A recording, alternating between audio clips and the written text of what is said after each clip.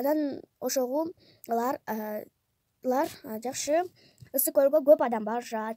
Мисалы жуунушканы барышат, эс алганы барышат, жайында айрыкча көп адам барышат.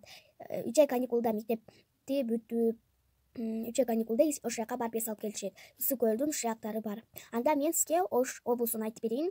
Ош облусу таза жер. Ош облустан таза жер жок. Таза, абасы да таза. Сулайман тоозу кооз. Мен Гайжанов баягыда Мухаммед деген пайгамбар болуптур. Анын колунда Арслан баб деген жардамчысы болуптур. Ал ыймандуу, күчтүү адам болуптур. Анан Мухаммед айтат экен алга. Бак бейиш жакта бак таракта калбай калды дейт экен. Анан Арслан баб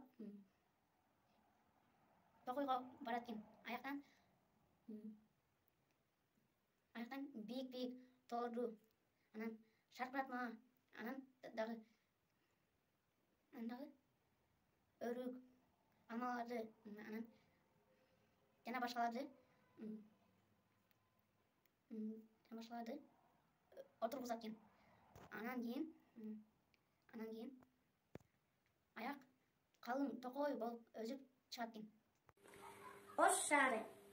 Ош Кыргызстандын түштүк жагында жайгашкан. Ошто кышында жылуу, жайында ысык. Ал жакта базарда көп нерсе таттуу, көп нерселерди сатышат. Мисалы, өрүк, алма, алмурут, жаңгак, шабдалы жана башка.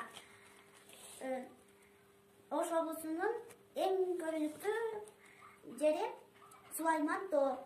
Уламыштын аты Батыр жана Ажыдар.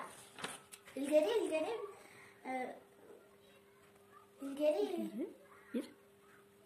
Өзгөн шаарына жакын жерде Ажыдар пайда болот. Ал апасылардан сурайт. Менде бир күндө бир кыз, бир бала сурайт. Апалары айласы жок, ага берип турат. Анан аны Бурхан деген бир баатыр көрөт. Аял ага баласын жана кызын берип чыкканын. Ал өзүнүн өлкөсүн Ажыдардан сактап калгысы келет. Анан кийин ал жакынга баргандан кийин Ажыдар аны жутуп салат. Бирок Бурхандын колунда бычак бар болот. Бычакты кармап ичин союп салат. Ошентип Ажыдар жок болот. Ошентип Бурхан өзүнүн шаарын сактап калган. Айгүл гүлү кызыл сары болуп, коңгуроо окшош болуп гүлдөйт. Анын узундугу 1 метрге чейин болот. Ал Баткен областында өсөт. Апрель айында гүлдөйт. Анын уругу жерге түштө 7 жылда өсүп чыгат. Тамыры ичеге карынга, боорго, ашказанга пайдалуу болот. Аны үстө штраф салат. Аны мамлекет коргойт. Айгүл гүлдү кызыл китепке киргизип коюшкан.